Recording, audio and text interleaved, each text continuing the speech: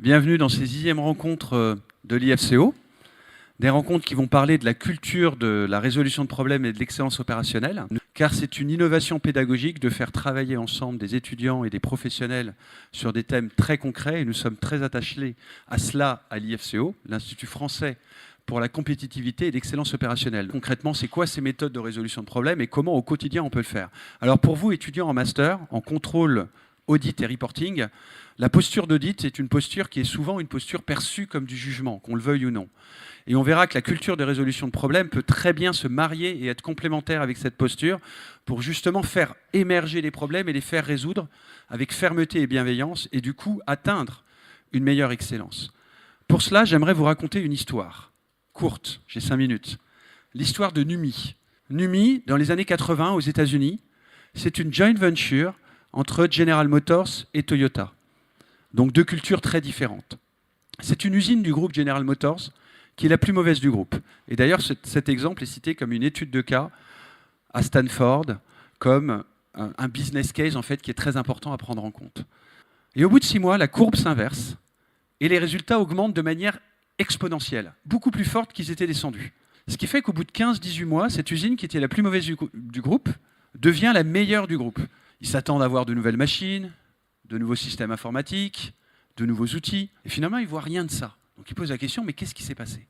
Et les Japonais leur expliquent que quand l'opérateur a un problème, il tire sur la corde. Et le temps de défilement de la voiture étant de 1 minute, son superviseur vient et il a 1 minute pour résoudre le problème. Si le superviseur n'y arrive pas, le responsable de l'atelier vient et il a aussi 1 minute pour résoudre le problème. Et si les 3 n'y arrivent pas, toute l'usine s'arrête. Toute l'usine, 1500 personnes, s'arrêtent. Les Japonais expliquent que pendant 6 mois, ils étaient sur le terrain à expliquer aux opérateurs que le plus important, c'était pas de produire, le plus important, c'était de remonter les problèmes, de tirer sur la corde, et que toute la ligne hiérarchique et managériale sache que la priorité, quitte à arrêter la production 1500 personnes, c'était de remonter et de résoudre les problèmes. Et le changement a pris 6 mois, culturellement, pour convaincre que le plus important, c'est de remonter et de résoudre les problèmes. Et au bout de ces 6 mois, la plupart des problèmes, des irritants que tout le monde vit, il y a toujours des problèmes. Qu'on fasse un projet, qu'on soit manager en production, il y aura toujours des problèmes, il y aura toujours des imprévus. Le plus important, c'est de focaliser dessus avec fermeté et bienveillance et de vouloir le résoudre. Et si on fait ça, qu'on résout les problèmes, eh ben notre performance, comme dans le cas de Numi, s'accélère et augmente de manière exponentielle. En ce moment, on est en train de passer, et là je ne vous parle pas même de l'entreprise, mais finalement de nous, du monde, une transformation qui est extrêmement importante. On le voit dans la transformation de nos attentes en tant que client. On veut beaucoup plus d'instantanéité, beaucoup plus de rapidité, et aussi dans nos attentes en tant que collaborateur. D'accord ? On attend un rapport complètement différent à l'entreprise, et si on ne le trouve pas, bon, écoutez, on n'y est pas heureux, et on la quitte. Donc, l'agilité, c'est pour ça que pour moi, c'est plus qu'un mode d'organisation. Ce n'est pas un sujet qui concerne que l'IT, d'accord ? C'est une solution possible. Il faut rester extrêmement humble sur les sujets. Je ne vous dirai pas que c'est la solution, mais c'est une solution possible pour répondre à cette transformation du monde. Parce que, oui, au fond, derrière l'agilité, il y a quoi comme enjeu ? C'est comment est-ce que je suis beaucoup plus rapide pour apporter des solutions à mes clients et au fond, pour apporter la meilleure expérience client. Et ça, chez ING Direct, c'est, j'ai envie de vous dire, notre ADN et notre objectif principal. Le premier objectif qu'on se donne tous ensemble avant même, j'ai envie de vous dire, les revenus, etc., c'est comment est-ce que je m'assure qu'on reste numéro 1 en termes de satisfaction client. Et donc, l'agilité, c'est une solution, on verra comment. Et aussi, c'est comment est-ce qu'on répond finalement aux attentes des collaborateurs. Et aujourd'hui, moi, ce que j'observe, et ça sera intéressant d'avoir un échange par rapport à ça, c'est des collaborateurs, et moi le premier, qui veulent moins de rapports hiérarchiques, qui veulent de l'autonomie, être vraiment partie prenante des décisions, qui veulent ne pas être cantonnés dans un silo particulier, mais comprendre finalement le problème qu'ils sont en train de chercher à résoudre tous ensemble, d'accord ? Donc avoir une vision à 360 sur leur problème. C'est avant tout une philosophie qui est dire comment est-ce que je vais organiser, comment est-ce que je vais m'assurer que tous les problèmes de mes clients, en face, dans l'entreprise, il y a une équipe pluridisciplinaire qui est capable de la résoudre et de la résoudre de manière autonome. Derrière l'agile, avant même de rentrer dans les tribus, les squads, enfin bref, tous les petits termes parfois un peu barbares qui structurent l'agile, il y a cette conviction qu'il faut redonner le pouvoir aux collaborateurs.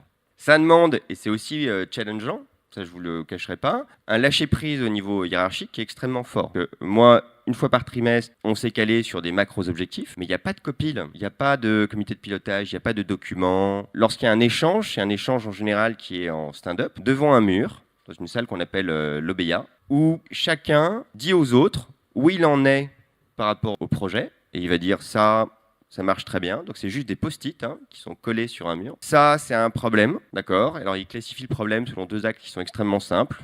Est-ce que il a beaucoup d'impact? Est-ce que c'est un petit ou un gros problème? Et on cherche à trouver ensemble, debout, des premières pistes pour l'aider, quoi. Et il n'y a pas de jugement. Parce que je veux dire, c'est pas tu n'as pas fait ton travail, quoi. C'est pas ça le sujet, quoi. Le sujet, c'est comment est-ce que quelque part on avance tous ensemble, d'accord, pour aller encore plus vite au service du client et de l'expérience client. Sur l'agile, moi, ce que j'ai envie de vous dire, c'est il s'agit avant tout, vous le comprenez, d'améliorer à la fois le bien-être des collaborateurs et le bien-être des clients. Ça passe au fond par constituer des petites équipes pluridisciplinaires qui sont extrêmement autonomes. Il faut imaginer plein de petites startups end-to-end qui s'organisent, qui proposent son propre plan de priorisation. C'est assez exigeant aussi pour les collaborateurs, on ne va pas se mentir, parce que ça fait peser une responsabilité qui est forte. Vous êtes en équipe, donc vous ne pouvez pas vous cacher, c'est un point. Vous êtes accompagné, je vous ai parlé du rôle du PO. Si je vous donne un petit regard sur l'organisation, il y a à la fois ce que ça veut dire l'agile, finalement, c'est des tribus. Et là aussi, il y a toute une terminologie qui est particulière. Par exemple, prenons la tribu du crédit immobilier, qui est divisée finalement en squads. Il y a une squad qui est à chaque fois organisée autour d'un besoin client.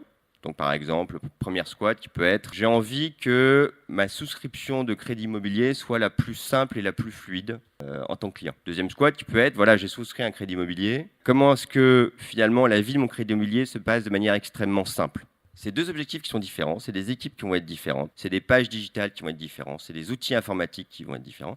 Et chacun va s'organiser avec à chaque fois donc ce PO, mais aussi finalement ce qu'on appelle des chapter leads.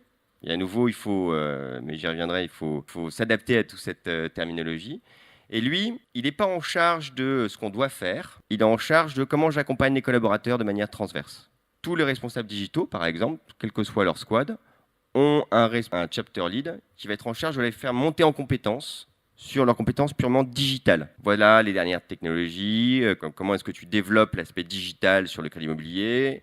Est-ce que tu es conscient que voilà les dernières innovations qui sont sorties en termes de push notification, par exemple.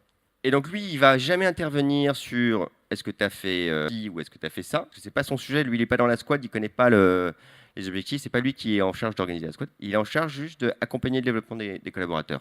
Et c'est comme ça qu'on donne aussi, par rapport aux attentes des collaborateurs, qui est à la fois le 360, mais aussi monter en expertise, être très fort sur leur domaine.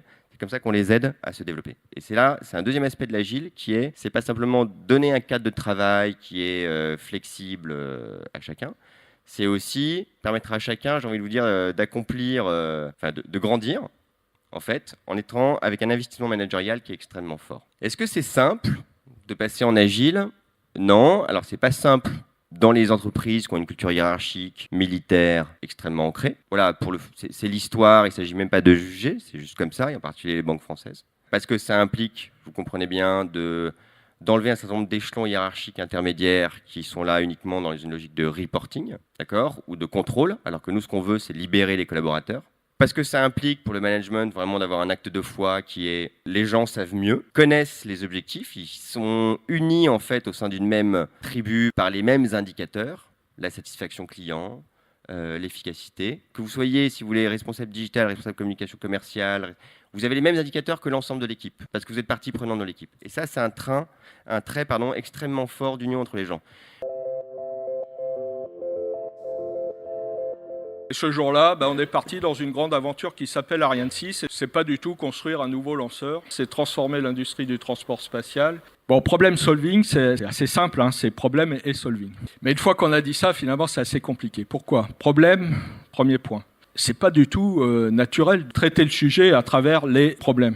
Dans les bons livres de management, en particulier ceux d'il y a quelques années, tout le monde expliquait que on va pas voir son chef avec des problèmes. On va voir son chef avec des solutions. Et le boulot du chef, c'est qu'on lui présente 3 solutions et qu'il choisisse celle qui est la meilleure. Le problème, c'est dans le bon management, c'est quelque chose qui ne doit pas apparaître, quoi. Il y a des gens pour traiter les problèmes et des gens pour choisir les solutions. Quand vous mettez en place le problem solving, vous dites exactement le contraire. Vous dites, je veux voir les problèmes. J'aime les problèmes. Je veux que vous veniez avec vos problèmes. Je veux qu'on les regarde ensemble. Et moi, je ne vais pas vous donner la solution. Je vais vous aider à trouver la solution. Parce que moi, même si je suis chef, j'ai intuité l'idée que c'est vous qui saviez comment résoudre le problème.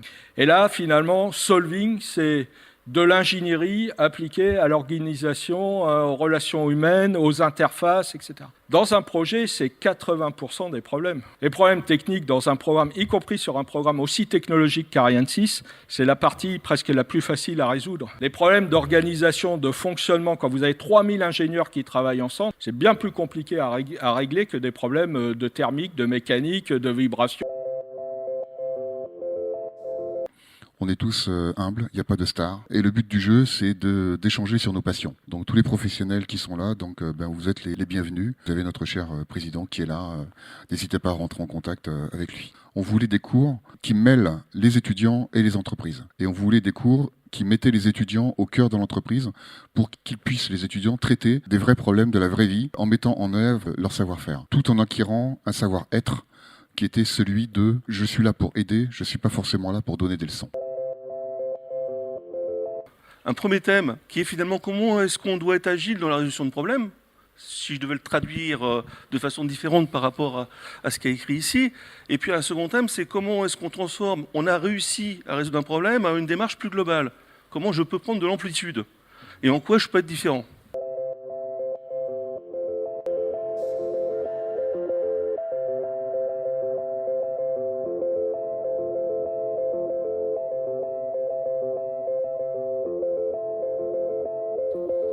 On pense que les problèmes doivent rester vraiment au niveau du bottom et pas top-down ni bottom-up.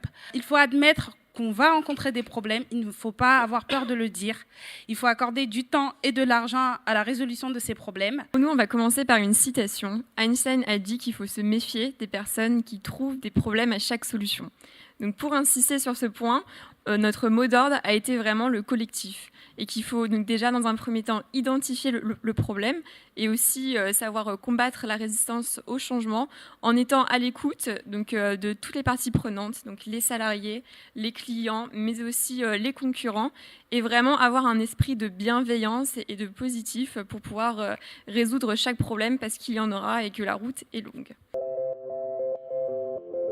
Lors des premiers groupes de travail, vous avez réfléchi à comment est-ce qu'on fait de la résolution de problèmes de manière la plus adaptable possible, la plus pertinente possible, la plus agile possible. Et donc, on a vu au travers des quelques restitutions que la richesse du partage avait été présente au sein des groupes. Maintenant, la question qu'on va vous poser, c'est maintenant que vous avez réussi à résoudre un problème, que vous avez fait un groupe de travail, que ça a fonctionné, que vous avez des prémices pour lancer des améliorations de manière plus globale, pour aller plus loin, comment est-ce qu'on fait pour transformer la résolution de problèmes en démarche plus globale, pour donner de l'amplitude sur l'excellence opérationnelle ?